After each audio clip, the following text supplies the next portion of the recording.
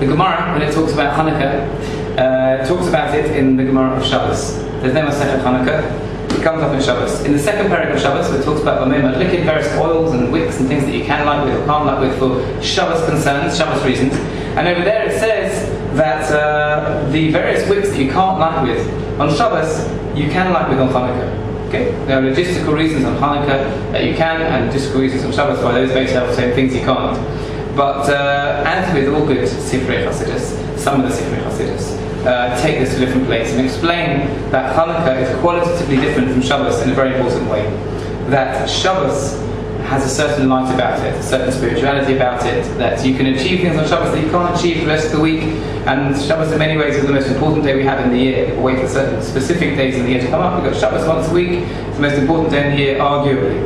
However, and this is a phenomenon, that there are some people that can pass through the whole Shabbos and they can keep it halachically, you can keep Shabbos and still not be affected by the light of Shabbos. It's possible to not be affected by the light of Shabbos. I once heard one of my ravmays give a shir a few years ago that recently, Jewish history recently, in the last 200 years or so, there was one of the Achronim commented on a sugya in Shas where it talks about a person who loses their way in the wilderness and the desert and they're not sure which day of the week it is, and the protocol of how to count the days of the week with regards to Shabbos and to make sure that you're doing your best not to break Shabbos on the day that Shabbos comes around. And it tells you how to count the days in a certain way.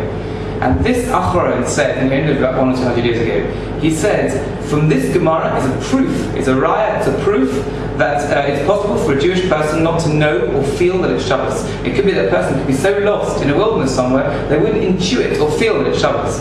Now, when you read that, when I read that, maybe it's me, I feel that's unbelievable, that only 100 or 200 years ago, there's a person, a human being alive, who felt that they needed a Gemara to prove that it's possible that a Jewish person couldn't feel Shabbos. Most of us, we feel Shabbos because we happen to know it's Saturday and Friday night, and we happen to know that we're eating chicken and rogalach and we sing songs, whatever it is, and we would have assumed that maybe just the circumstantial reality of Shabbos makes it Shabbos for us. And even though most of us do know there's a special feeling on Shabbos, I don't know how many people would be confident enough to know that if they were bamboozled and lost track of time and they were in the desert, they would be able to feel which day is Shabbos. Not all of us feel up on that level. Nevertheless, even in relatively recent times, someone pointed this out. This concept of wicks that you can and can't light on Shabbos comes up, I think in the Darino, I think it's the son of the Siddur Shalom, and he talks about a very beautiful idea. He said that there are certain wicks that you can't ignite on Shabbos in a deeper sense that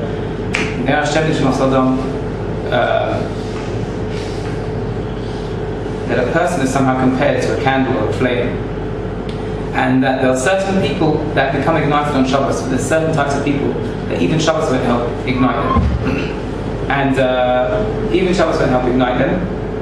But Hanukkah, you can light those wicks. There are certain things that only come alight at Hanukkah time. I don't really understand how Hanukkah works and what happens, but you see that very much in the yeshiva year. At Hanukkah time, all sorts of changes happen. Suddenly from the darkness, light comes, certain levels of clarity, people start to change their lives around the yeshiva. I know with my own children, we came to Israel, people said, don't worry if they don't speak Hebrew now, they won't understand what's going on in school at first. But by Hanukkah time, just after Hanukkah, they seem to understand what's going on. Now, there could be a logistical, educational reason why it takes X number of months for that to happen, but it's also fascinating that all sorts of changes seem to happen around Hanukkah time. So if I had to give people a bracha, which sounds a bit from I would say that maybe we all have a bracha, that we should use Hanukkah as a springboard for personal growth and to be able to achieve things that we didn't know that we'd be able to achieve. And for those people that feel that they haven't achieved things up till now, be it in yeshiva, in chutz la'aretz, during the week, Shabbos, whatever it is, Hanukkah is a unique chance. Let's make the most of it, please God, and have a fantastic, fantastic Hanukkah.